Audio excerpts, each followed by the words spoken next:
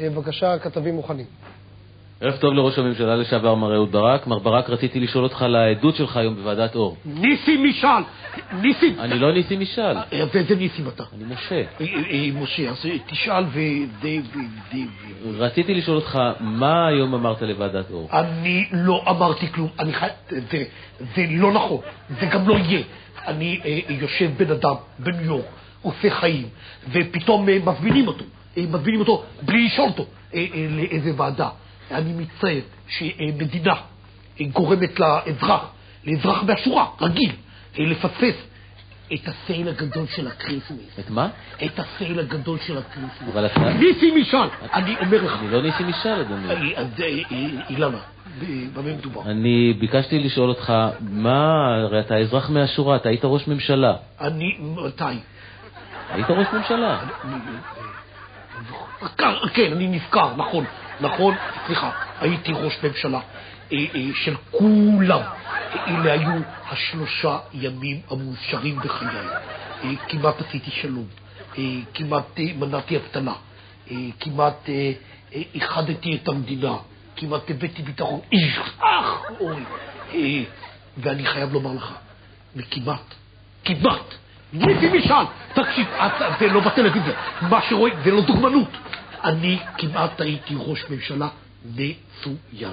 למה לא נערכתם להפגנות של הערבים בזמן? זה לא נכון. אנחנו נערכנו בזמן, ולא רק בזמן. נערכנו. רק יכול להיות שלא בזמן. אבל אני אשם בזה. אז מי אשם?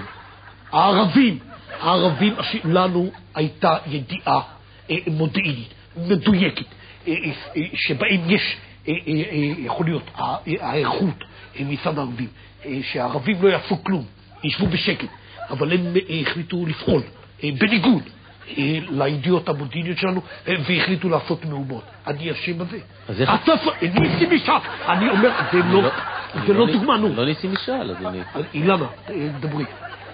השר לביטחון פנים שלמה בן עמי אומר שהוא הזהיר אותך ממה שעומד לקרות. יכול להיות שהוא הזהיר אותי. הוא התחיל להזהיר אותי בתחילת הקדנציה שלי ביום חמישי בצהריים.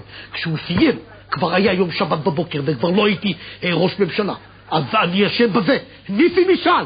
ואני אומר לך, זה לא יהיה. מר ברק, מה אתה עושה בימים אלה? טוב, אני חייב לומר, בימים אלה אני כותב את זיכרונותיי ממשרד ראש הממשלה. אני חייב לומר שהגעתי לאמצע הספר. מה אתה אומר? באיזה עמוד אתה? עמוד 4. ותודה רבה לך מר ברק. ברשותך הייתי רוצה לנצל את ההזדמנות שאני כאן בניסים משאל ובזינזנה ובאילנה דיין ובצ'ומפי ולמסור ידיעה לאזרחי ישראל. אזרחי ישראל היקרים, ביי. האורחת הבאה שלי היא בת 71,